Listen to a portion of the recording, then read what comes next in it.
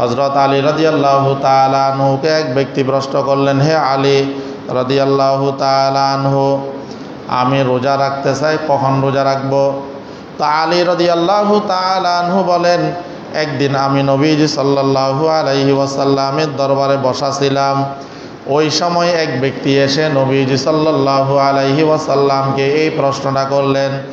এই প্রশ্নটা করার পর আমার আপনার নবী মুহাম্মদুর রাসূলুল্লাহ সাল্লাল্লাহু আলাইহি ওয়াসাল্লাম ওই ব্যক্তিকে বলেছেন মুহররমের রোজা রাখার জন্য। তো মুহররমের রোজা রাখার জন্য মুহররমের 10 তারিখ যেটা, সেটাকে আমরা আশুরা বলি। তো যে মাসটি চলতেছে এই মাসের নাম হইল মুহররম। এই মাসের অনেক ফজিলত আছে। এই মাসের মধ্যে কিছু করণীয় আছে, কিছু বর্জনীয় আছে। করণীয় হইল এই মাসের মধ্যে বেশি বেশি ইবাদত করা। এই মাসের মধ্যে যদি বেশি বেশি ইবাদত করা হয়, তাহলে এই মাসের ইবাদতের মাধ্যমে আমরা রুহানি যে শক্তি অর্জন করব, ওই শক্তিটা আমাকে অন্য মাসগুলোর মধ্যে ইবাদত করতে সহযোগিতা করবে। সম্মানিত যে 4টি মাস আছে, জিলকদ, জিলহজ, মুহররম, রজব, এই 4টি মাসের মধ্যে বেশি বেশি ইবাদত করা, যে বেশি ইবাদতের মাধ্যমে আমাদের রুহের মধ্যে, আত্মার মধ্যে যেই শক্তি অর্জন হবে, এই শক্তির মাধ্যমে বাকি 8টা মাসের ইবাদত আমাদের জন্য সহজ হয়ে যাবে। আমাদের জন্য কি হয়ে যাবে? সহজ হয়ে যাবে। 2 নাম্বার, এই মাসের মধ্যে 2টা রোজা রাখা। ওয়ালান নবিয়্যু সাল্লাল্লাহু আলাইহি ওয়াসাল্লাম আফজালুস সিয়াম। কুসংস্কার আমাদের মধ্যে আছে। যেমন কোনো এক এলাকার নাম বললাম না, হয়তো চিনে যাবেন। তো ওই এলাকার মধ্যে দেখা যায় আশুরার 10 তারিখে শরবত বানিয়ে হেঁটে হেঁটে মানুষদেরকে বিভিন্ন জায়গার মধ্যে খাওয়ানো হয়। আর মনে করেন যে এই শরবতটা যদি খাওয়ানো হয়, হুসাইন রাদিয়াল্লাহু তাআলা আনহুর পরিবারের লোকগুলো কারবালার ময়দানে ফানি করতে করতে নিজেদের জীবন বিসর্জন দিয়েছেন। তো এইখানে যদি আমরা ফানি ফান করাই, তাহলে ওনারা ওইখানে কি আরাম পাবেন। তো এটা হলো একটা কুসংস্কার। এটা হলো একটা কি কুসংস্কার। অথবা এই দিনকে কেন্দ্র করে আমাদের সমাজের মধ্যে আরও অনেক কিছুই হয়। এক কথায় যত ধরনের কুসংস্কার আছে, যেমন মেয়ের বাড়ি থেকে মেয়ের শ্বশুর বাড়িতে খানা দেওয়া হয়, মান দেওয়া হয়, এতগুলো ডিম দেওয়া হয়, গরুর গোশত দেওয়া হয়, পোলাও দেওয়া হয়। এটাও এই কুসংস্কারের অন্তর্ভুক্ত। আপনার মেয়ের জন্য, মেয়ের শ্বশুর বাড়ির লোকদের জন্য আপনার মোহাব্বত। আলহামদুলিল্লাহ, আলহামদুলিল্লাহ নাহমাদুহু ওয়া নাস্তাঈনুহু ওয়া নাস্তাগফিরুহু ওয়া নু'মিনু বিহি ওয়া নাতাওয়াক্কালু আলাইহি ওয়া নাউযু বিল্লাহি মিন শুরুরি আনফুসিনা ওয়া মিন সাইয়্যাতি আ'মালিনা। মান ইয়াহদিল্লাহু ফালা মুদিল্লা লাহু ওয়া মান ইউদ্লিলহু ফালা হাদিয়া লাহু। ওয়া নাশহাদু আল লা ইলাহা ইল্লাল্লাহু ওয়াহদাহু লা শারীকা লাহু ওয়া নাশহাদু আন্না সাইয়্যিদানা ওয়া হাবিবানা ওয়া মাওলানা মুহাম্মাদান আবদুহু ওয়া রাসূলুহু সাল্লাল্লাহু আলাইহি ওয়া আলা আলিহি ওয়া আসহাবিহি ওয়া বারাকা ওয়া সাল্লামা তাসলিমান কাসীরান কাসীরা।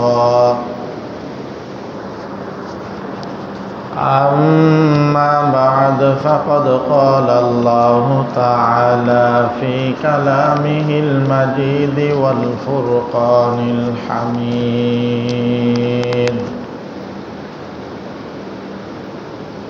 أعوذ بالله من الشيطان الرجيم.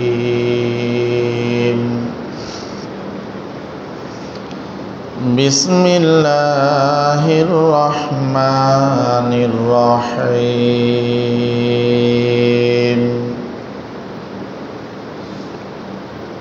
والعصر إن الإنسان لفي خسر إلا الذين آمنوا وعملوا الصالحات وتواصوا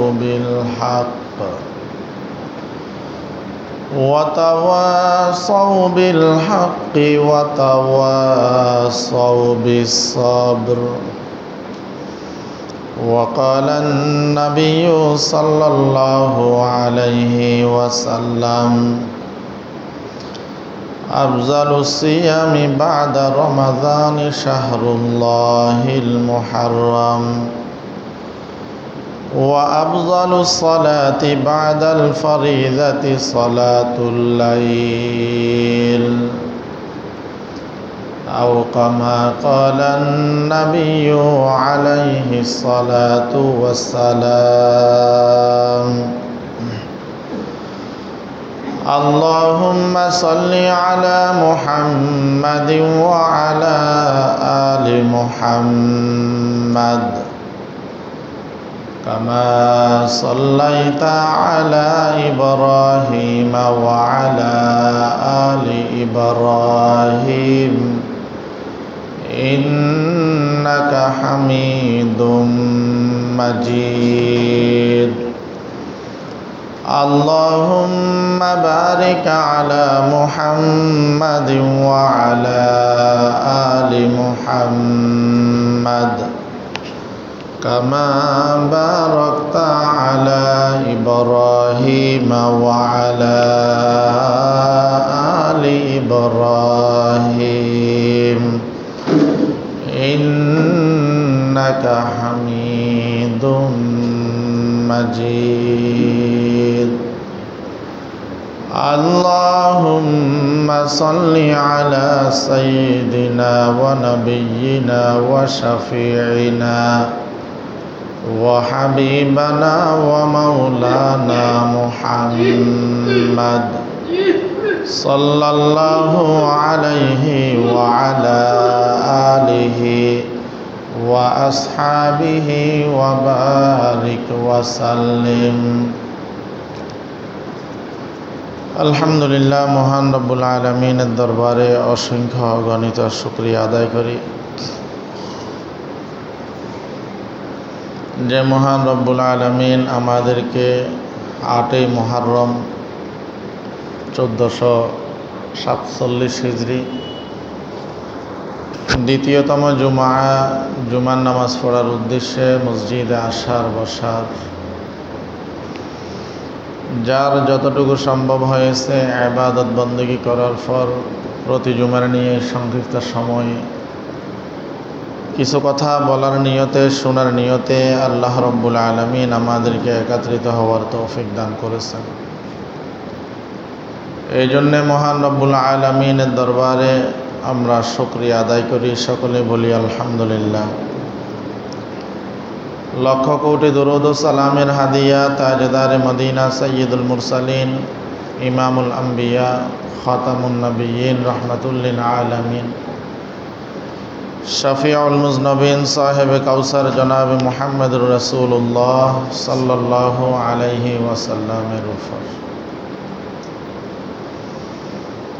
যে মাসটি চলতেছে এটি হলো ফজিলতপূর্ণ 4টি মাসের একটি মাস। যে মাসগুলাকে আশহুরুল হুরুম বলা হয়, ফজিলতপূর্ণ মাস, যেটাকে হাদিসের ভাষায় নবীজি সাল্লাল্লাহু আলাইহি ওয়াসাল্লাম বলেছেন মুহররম মাস হইল আল্লাহর মাস।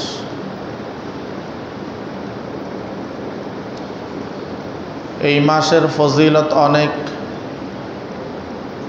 বিশেষ করে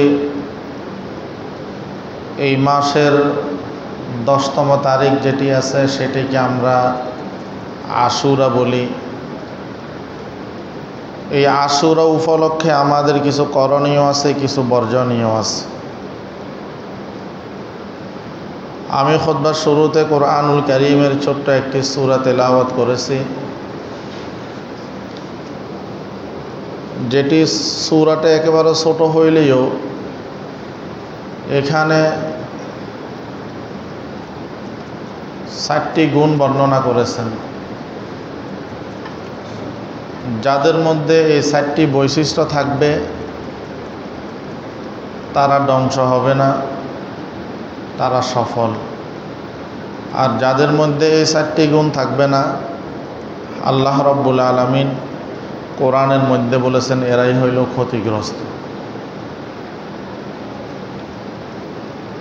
এবং শুধু ক্ষতিগ্রস্ত এতটুকুই বলেননি, বরং এটাকে শপথের মাধ্যমে বলেছেন।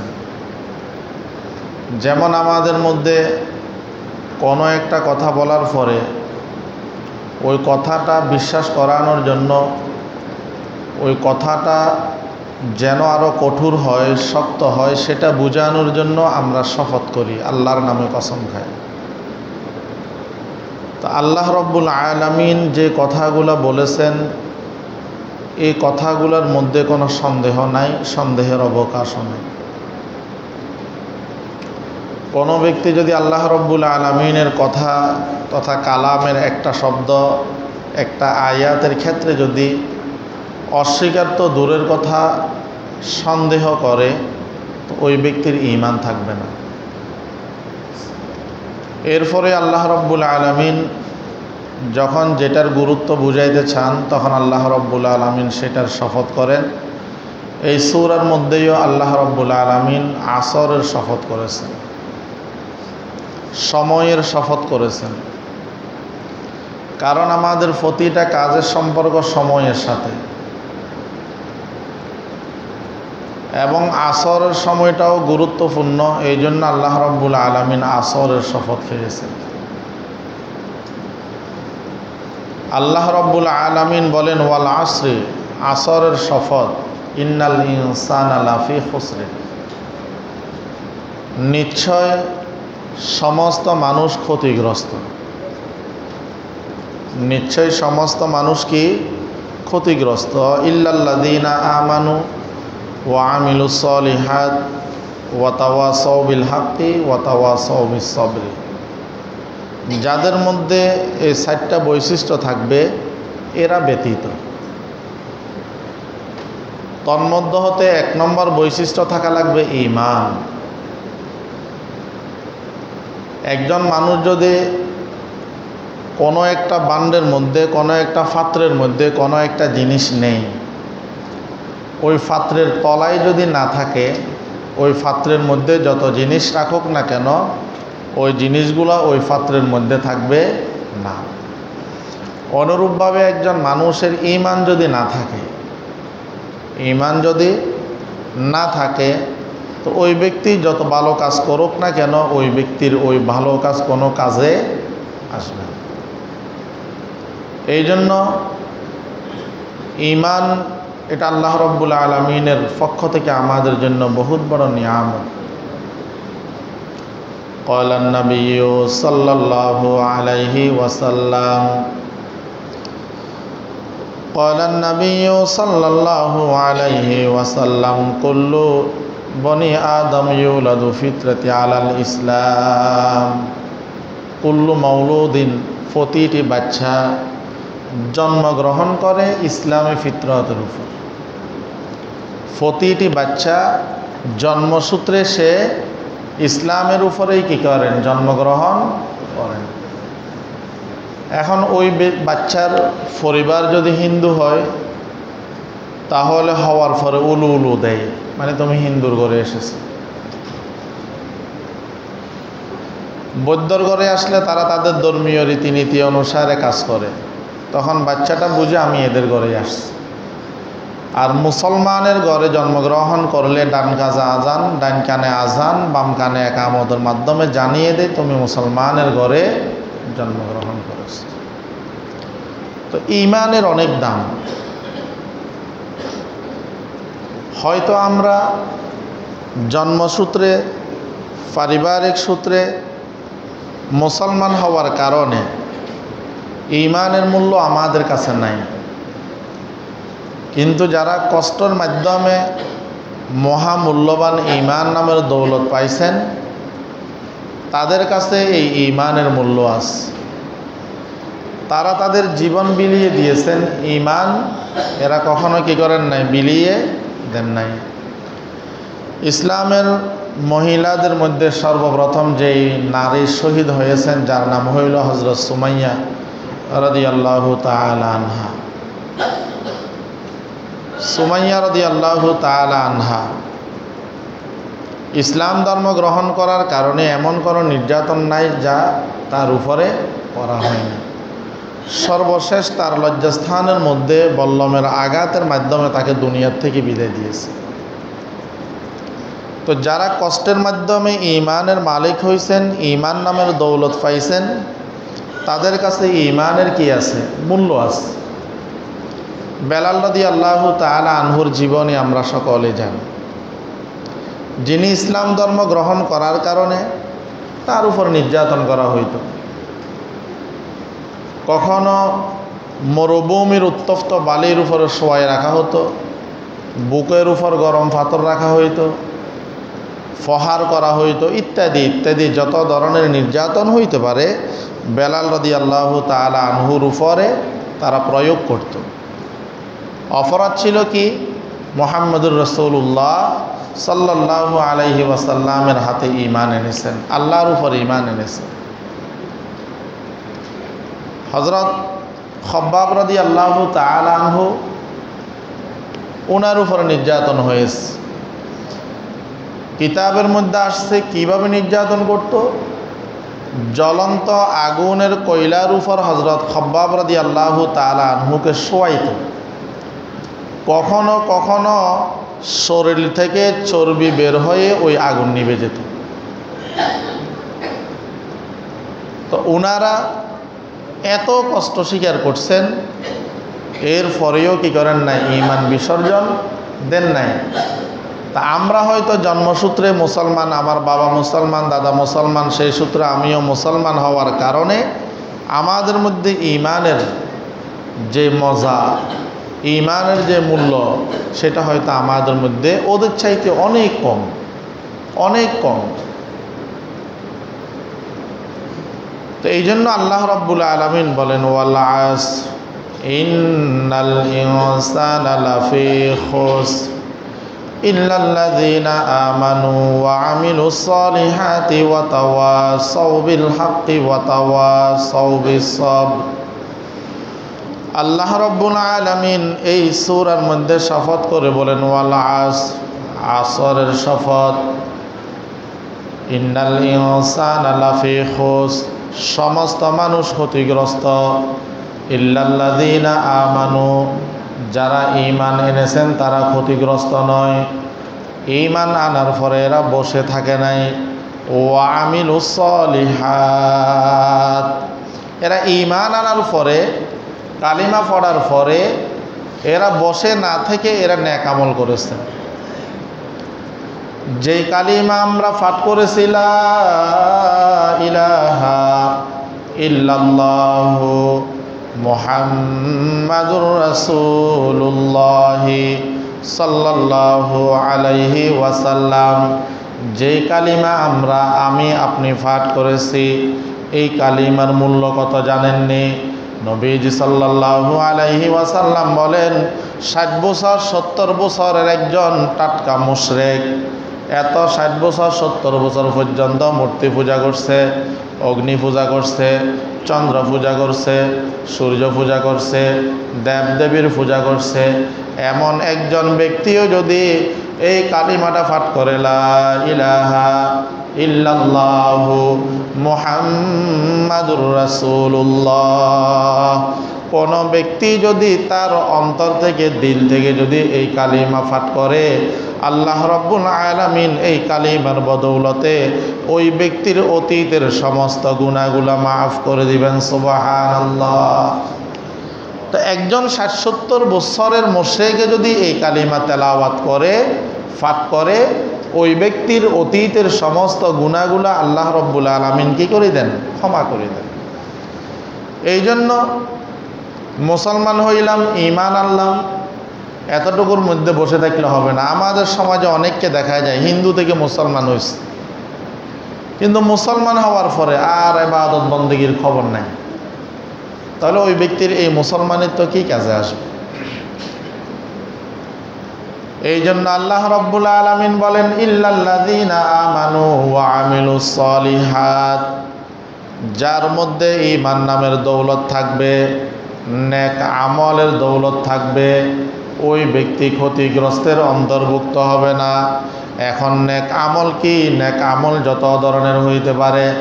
আল্লাহ রাব্বুল আলামিনের পক্ষ থেকে আমাদের জন্য যেইগুলা ফরজ বিধান আছে, ওয়াজিব বিধান আছে, আরও অন্যান্য হুকুম হাকাম যেগুলা আছে, যেগুলা করণীয় আছে সেইগুলা করা, যেগুলা বর্জনীয় আছে সেইগুলা বর্জন করা, 5 ওয়াক্ত নামাজ পড়া, রমজানের রোজা রাখা, মা বাবার খেদমত করা, একের প্রতি অন্যের যে হক আছে সেই হকগুলো আদায় করা, এইভাবে কোনো মানুষকে কষ্ট না দেয়া, এক কথায় নেক আমলের যত ধরনের শাখা প্রশাখা থাকতে পারে সমস্ত শাখা প্রশাখা থাকা লাগবে।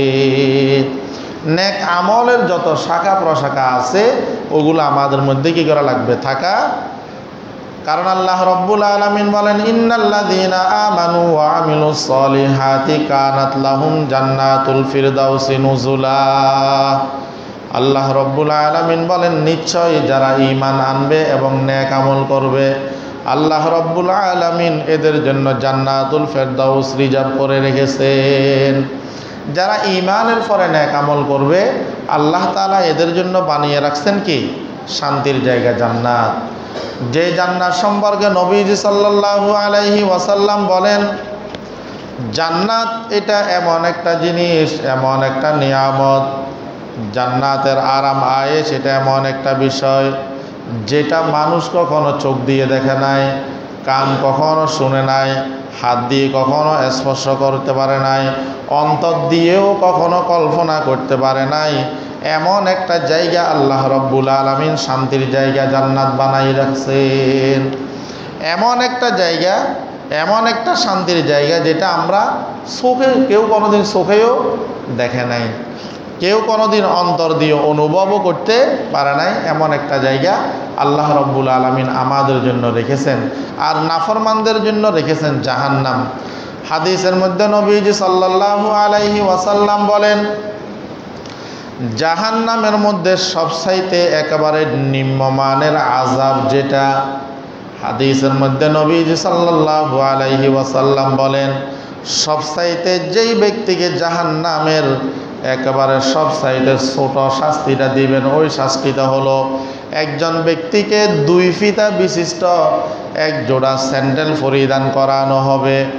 ওই এক জোড়া 2 ফিতা বিশিষ্ট স্যান্ডেল পরিধান করার কারণে ওই ব্যক্তির মাথার মগজগুলো এমনভাবে টকবক টকবক করতে থাকবে যেমন বাতের ফাতিলা ভাত রান্না করার সময় ফাতিলার ফানিগুলা টকবক করতে থাকে। তো জাহান্নামের সবচাইতে ছোট শাস্তি যদি এটা হয় এবং যেই ব্যক্তিকে এই শাস্তিটা দিবে ওই ব্যক্তি মনে করবে আমার উপর মনে হয় যেন জাহান্নামের সবচাইতে বড় শাস্তিটা প্রয়োগ করা হয়েছে, অথচ ওইটা হইল জাহান্নামের সবচাইতে কি একেবারে কম শাস্তি।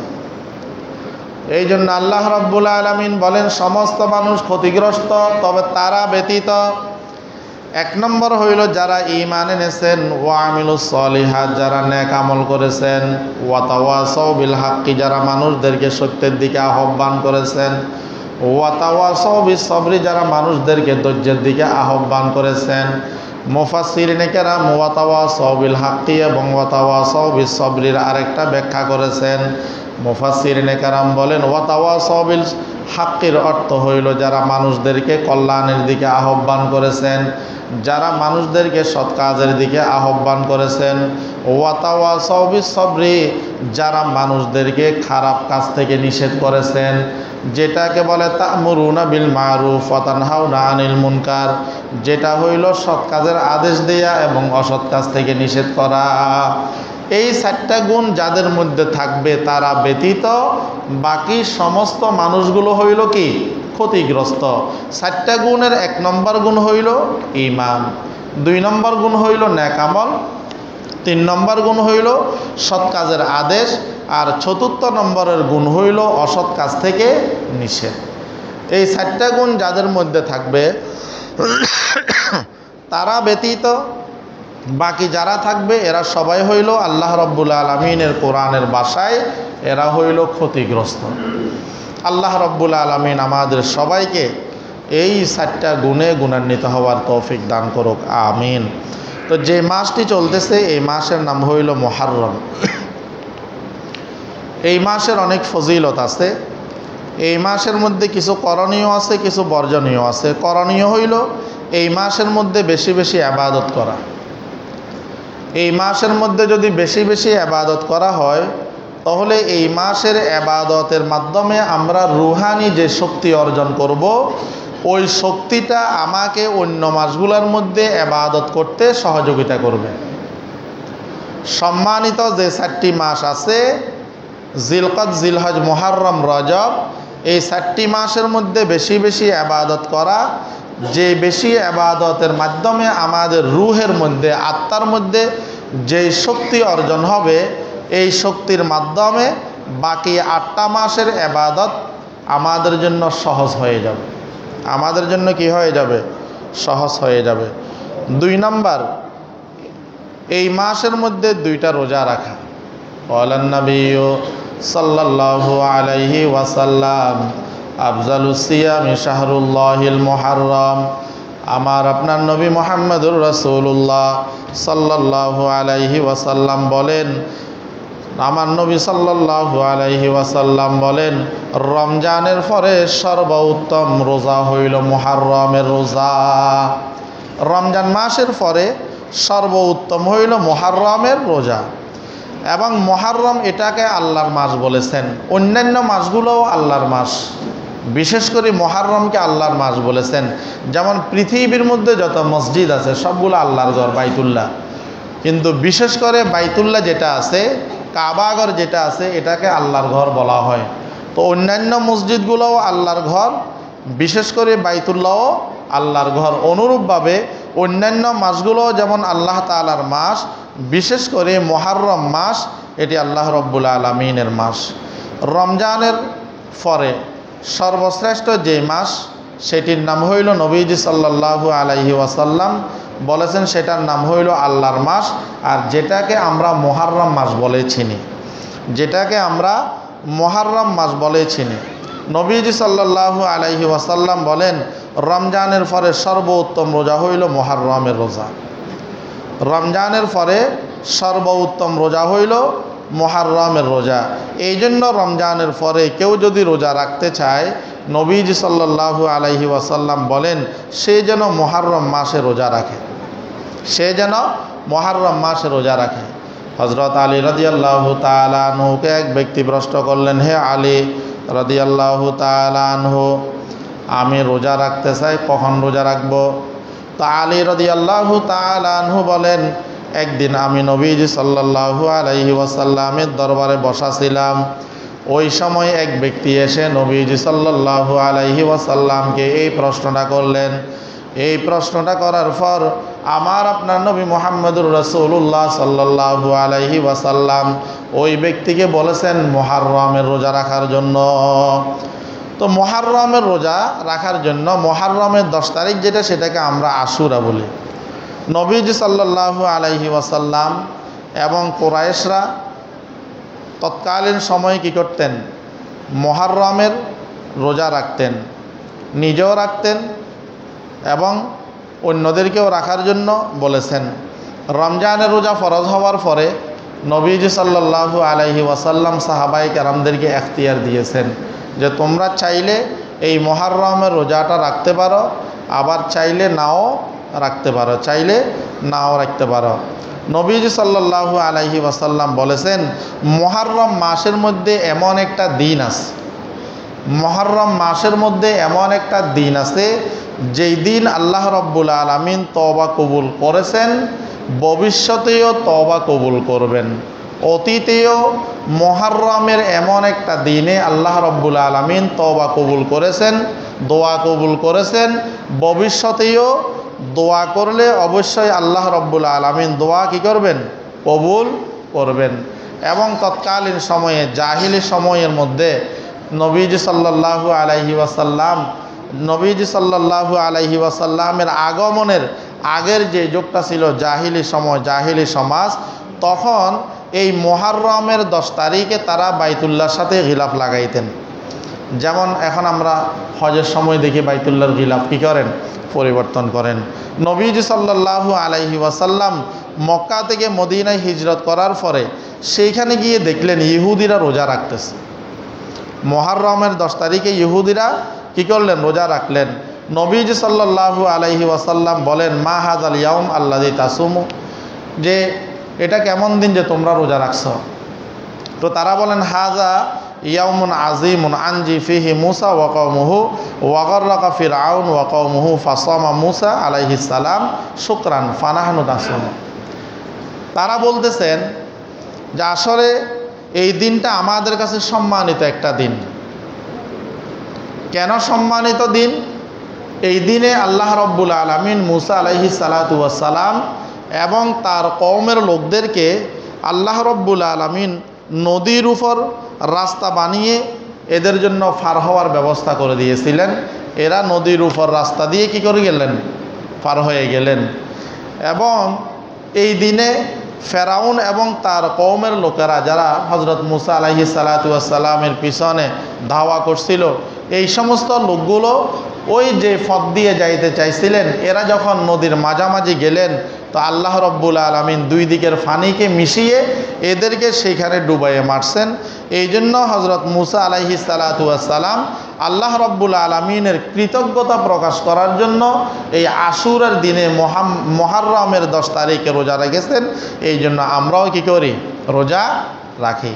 তো নবীজি সাল্লাল্লাহু আলাইহি ওয়াসাল্লাম বলেন, ফানাহনু আহাক্কু ওয়া আওলা বিমূসা মিনকুম, তোমাদের থেকে তো আমরাই হকদার বেশি, তোমাদের থেকে আমাদের হক হইল বেশি, কারণ আমরা মূসা আলাইহিস সালাতু ওয়াস সালামের নিকটতম।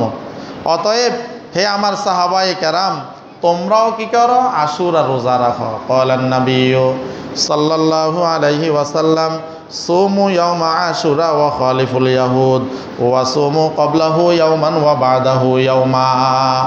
নবীজি সাল্লাল্লাহু আলাইহি ওয়াসাল্লাম বলেন যে উম্মতের দিক থেকে, আমাদের ধারাবাহিকতার দিক থেকে মূসা আলাইহিস সালাতু ওয়াস সালাম তো আমাদের লোক, মূসা আলাইহিস সালাতু ওয়াস সালাম তো আমাদের এই লোক, আমরাই হকদার। অতএব আমার সাহাবায়ে কেরাম তোমরা যারা আছো, তোমরা কি করো, এই আশুরার দিনে রোজা রাখো, তবে ইহুদিদের বিরোধিতা করো। ইহুদিরা রোজা রাখতো একটা মুহররমের 10 তারিখ, আর তোমরা রোজা রাখো দুইটা, 9-10 অথবা 10-11, 9-10 অথবা 10-11। এই জন্য আমাদের মধ্যে আমরা যারা রোজা রাখার ইচ্ছা পোষণ করেছি, আমরা শনিবার রবিবার অথবা রবিবার সোমবার, শনিবার 9 তারিখ, রবিবার 10 তারিখ। তো 10 তারিখ একটা অবশ্যই আমরা থাকার জন্য চেষ্টা করব, আরেকটা আগে অথবা পরে। যদি আগে থাকি শনিবার রবিবার, আর পরে থাকলে রবি এবং কি সোমবার, এই 2 দিন আমরা রোজা রাখার জন্য চেষ্টা করব। এটার ফজিলত আছে। কেউ যদি রাখতে না পারে, এটা বলে তিরস্কার করব না যে তুমি 5 ওয়াক্ত নামাজ পড়ো, নফল ইবাদত বন্দেগী করো, তুমি কেন রোজা রাখো নাই। ভাই, নফল যে সমস্ত বিষয়গুলো আছে এগুলা রাখতে পারলে সওয়াব, এগুলা রাখতে পারলে কি সওয়াব। আর কেউ যদি রাখতে না পারে, এটার জন্য তাকে তিরস্কার করা যাবে না। তবে কেউ যদি নিয়ত করে রেখে যদি মধ্যখানে ভেঙে দেয়, তো ওই ব্যক্তির জন্য ওইটা পূরণ করাটা হইল ওয়াজিব। যেমন জোহরের নামাজ হইল কয় রাকাত, 12 রাকাত। প্রথম 4 রাকাত সুন্নত, এগুলো সুন্নতে মুআক্কাদা, অবশ্যই পড়া লাগবে, না পড়লে কবিরা গুনাহ হবে। এরপরে 4 রাকাত হইল ফরজ, তারপরে 2 রাকাত হইল সুন্নত, এটাও মুআক্কাদা, অবশ্যই পড়তে হবে, না পড়লে কবিরা গুনাহ হবে। তারপরে 2 রাকাত হইল নফল। এখন এই 2 রাকাত নামাজ যদি না পড়ে, ওই ব্যক্তি গুনাহগার হবে না। কিন্তু কেউ যদি 2 রাকাত নামাজের নিয়ত বাঁধলেন, সূরা ফাতিহা পড়লেন, এরপরে চিন্তা করলেন এটা তো নফল নামাজ, এই না পড়লে তো সওয়াব, গুনাহ নাই, পড়লে সওয়াব আছে, আমি ছেড়ে দিলাম, চলে গেলাম। এই যে নফল নামাজ শুরু করে যদি ছেড়ে দেয়, নফল নামাজ শুরু করে যদি কি দেয়, ছেড়ে দেয়, তো ওই 2 রাকাত নামাজ ওই ব্যক্তির উপর পূরণ করাটা হইল ওয়াজিব। কেউ নফল রোজা রাখে, এখন উনি সাহারি খাইলেন অথবা সাহারি না খাইলেও নফল রোজার নিয়ত করলেন। 10টা 11টা যখন বাজছে, হয়তো বন্ধুদের সাথে কোথাও ঘুরতে গেল, নয় কোনো ভালো খাবার দেখলো, বললো যে নফল রোজা, এটা না রাখলে তো গুনাহ নাই, এদের সাথে খেয়ে ফেলি। এই যে উনি রোজা রেখে যে ভেঙে ফেললেন, ওই রোজাটা পূরণ করাটা ওনার উপর ওয়াজিব হয়ে গেছে।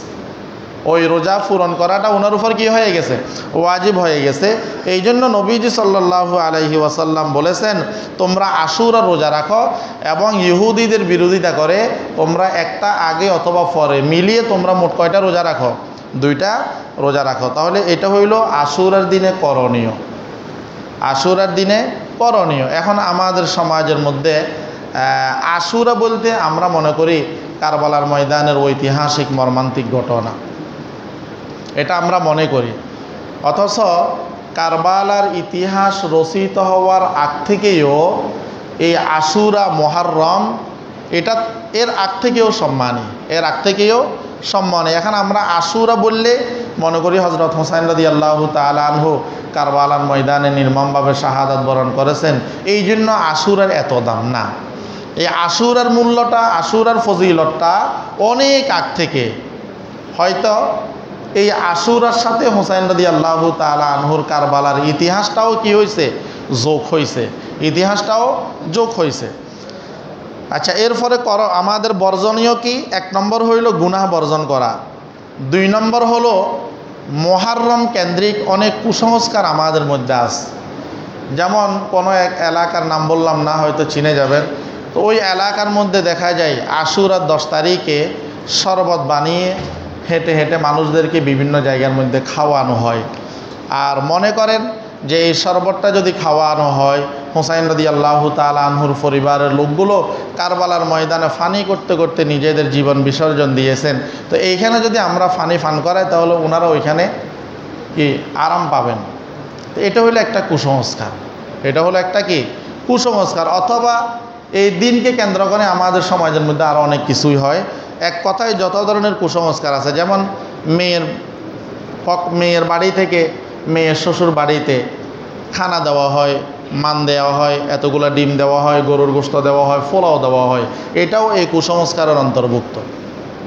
আপনার মেয়ের জন্য, মেয়ের শ্বশুর বাড়ির লোকদের জন্য আপনার মোহাব্বত অন্তরে আছে থাকবে, আপনি পুরো একটা গরু জব করে খাওয়াই ফেলান, সেটা ভিন্ন বিষয়। একটা ছাগল জব করে খাওয়াই দেন, একবারে সোনালি মোরগ, দেশি মোরগ যা আছে ফাঁকশাক করে একবারে 100 জনের খানা ওইখানে নিয়ে যান, এই ব্যাপারে আপত্তি নেই, খানা সমস্যা নেই। কিন্তু এই আশুরা কেন্দ্রিক, মুহররম কেন্দ্রিক যদি আপনি এতগুলো ডিম সিদ্ধ করে নিয়ে যান, এত কেজি পোলাও নিয়ে যান, এত কেজি গরুর মাংস নিয়ে যান, এই আশুরা কেন্দ্রিক, তাহলে এটা হইল বিদআত, এটা হইল কুসংস্কার, এটা হইল বর্জনীয়। এরপরে এই মাসের মধ্যে অনেকে আছে শোক গায়ে, যেমন কাহারও বাপ মারা গেলে কান্নাকাটি করে, ভাই মারা গেলে কান্নাকাটি করে, প্রিয়জন হারাইলে কান্নাকাটি করে। তো আমাদের সমাজের কিছু লোক আছে এই 10 তারিখ আসলে এক জায়গার মধ্যে বসে বিভিন্ন কবিতা আবৃত্তি করে করে এরা কান্না করে, এটাও কুসংস্কার, এটাও কি কুসংস্কার। কারণ একজন মানুষের এন্তেকালের পরে, একজন মানুষের এন্তেকালের পরে 3 দিন পর্যন্ত শোক পালন করাটা হইল সুন্নত। কাহারও যদি স্বামী মারা যায়, স্ত্রীর জন্য 4 মাস 10 দিন শোক পালন করাটা হইল সুন্নত। এবং এর মানে এই নয় যে ওই লোকটা হেঁটে হেঁটে লোকজন একত্রিত হয়ে একটা ঘরের মধ্যে হাউমাউ করে কান্নাকাটি করে, এটা না, এটা না। একজন মহিলার স্বামী মারা যাওয়ার পরে ওই ব্যক্তির 4 মাস 10 দিন পর্যন্ত চলাফেরাটা এমন থাকবে, কেউ যদি দেখে বুঝতে পারে যেন এই লোকটা মনে হয় কিছু হারাই ফেলছে, এই লোকটা মনে হয় কিছু হারিয়ে ফেলছে, তার মধ্যে হাহুতাশ দেখা যাইতেছে, তার মধ্যে অন্যান্য সময়ের যে সাজগোজগুলা থাকে এইগুলা নাই, অর্থাৎ বোঝা যাইতেছে এই লোকটা কিছু একটা হারাইছে, আসলেই তো হারাইছে, ওনার প্রাণের স্বামীকে উনি হারাইছেন। হ্যাঁ, তো এটা ঠিক আছে।